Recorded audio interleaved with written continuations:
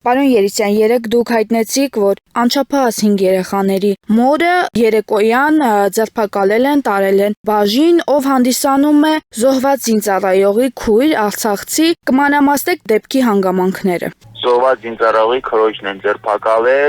ձերբակալելը շատ օրինական հասկացություն է, որ ես կարամ օգտագործեմ, այս պարագայում ես կասեի ոչ թե ձերբակալել, այլ անգամ առևանգել են։ Եվ կպարզաբանեմ, թե ինչու։ Ուրեմն նոր Հաճենի իր բնակավայր են այցելում մի քանի ոստիկաններ եւ տեղեկացնում, որ քննիչի որոշմամբ նրան պետք է տեղափոխեն Դիլիջանի բաժին։ Առանց պարզաբանելու ինչու համար, ինչ է արել, ինչ է պատահել։ Երեխաներից մեկը ինքան է լացում, որ ստիպված է երեխաներ մոր հետ գնաց ոստիկանություն։ Եվ բավականին երկար ժամանակ, մոտ 4-5 ժամ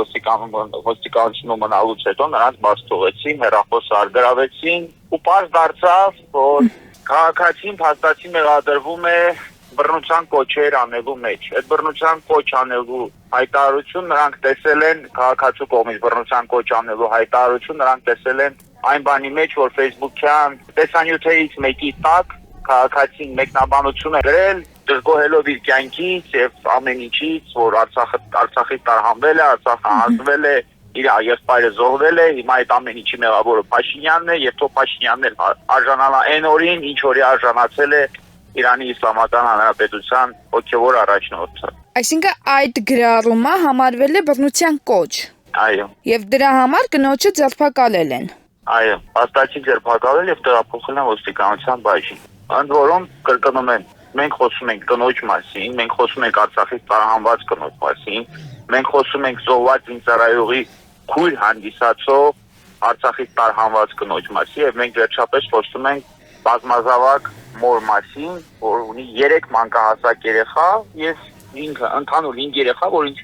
3 մանկահասակ երեխաներ են։ Ընդ որում ոստիկաններին անգամ չի հուզել են հանգամանքը, որ երեխան լացում է, քանի որ մորը տեղափոխում է ոստիկանության աշխատակիցների քննչական բաժին։ Ես որոշել եմ երեխային էլ ասում եմ, դե եթե այդպես է երեխային էլ ձեր հետ բերեի։ Պարոն Երիցյան, այդ ամենը տեղի է ունեցել գիշերը ուշ ժամի։ Երեկոյան ժամին, երբ որ ես արդեն եթերը մտել այդ ժամին արդեն քաղաքացուն բաց էին թողել ոստիկանության բաժին, քննչական բաժին։ Այսօր կրկին հրավիրել են քննչական բաժին, ըստ նախնական պարզաբանումների, գործ ըստ ենթակայության ցանկանում են ուղարկել նոր Հաճնի տարածքային բաժին։ Հավելեմ, որ նմանատիպ դեպք օրեր առաջ տեղի ունեցել նաև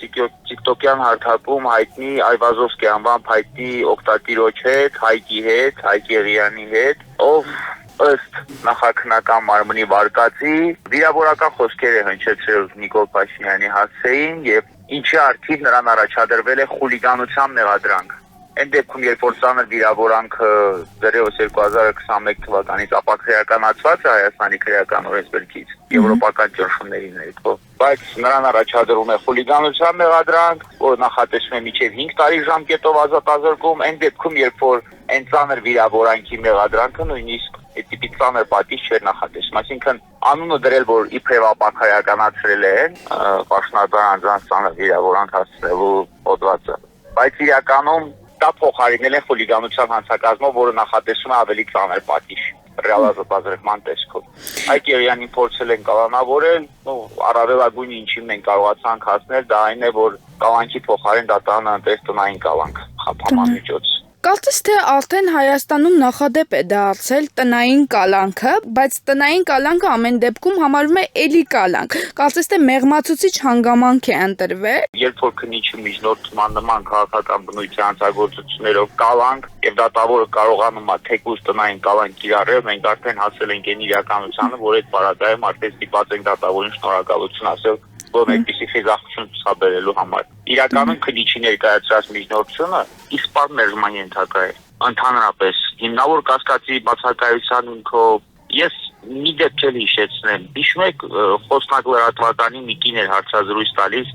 որ ասում էր Գորիսի ճանապարհը պետք է փակեին, որպեսզի Արցախի մեր ու մանոկ սատկեին եւ չգային լցվեին Հայաստան։ Այս սրա մեջ բռնության կոչ չեն տեսել, խուլիգանություն չեն տեսել, այդ կնոջը բերման ենթարկելու, ձերբակալելու, չգիտեմ որևէ գործողություն կատարելու անհրաժեշտություն չեն տեսել, անգամ հաղորդում ներկայացված լինելու պայմաններում քրեական բարույթ նախաձեռնելու անհրաժեշտություն չեն տեսել։ Բայց երբ որ թիրախը ոչ թե արցախցիներն են, այլ իշխանության որևէ ներկայացուցիչ մի անգամից Պարոն Երեցյան, ապրելով այսպես ասած ժողովրդավարական երկրում, չի վտանգում սա խոսքի ազատությունը, քանի որ երկիրը կորցրած, տեղահանված մարդը իր խնդիրը բարձրաձայնում է, ցավը արտահայտում է, այս միջոցով փորձեն լռեցնել։ Ապրելով որտեղ ժողովրդավարական երկրում։ Այո։ Ես չեմ կարծում, որ մենք ժողովրդավարական երկրում ենք ապրում։ Համենայն դեպս իշխանությունները համարում են, որ մենք ապրում ենք ժողովրդավար երկրում։ Համանդրության մեջ էլ է նշված, որ Հայաստանի Հանրապետությունը ժողովրդավար պետություն է, բայց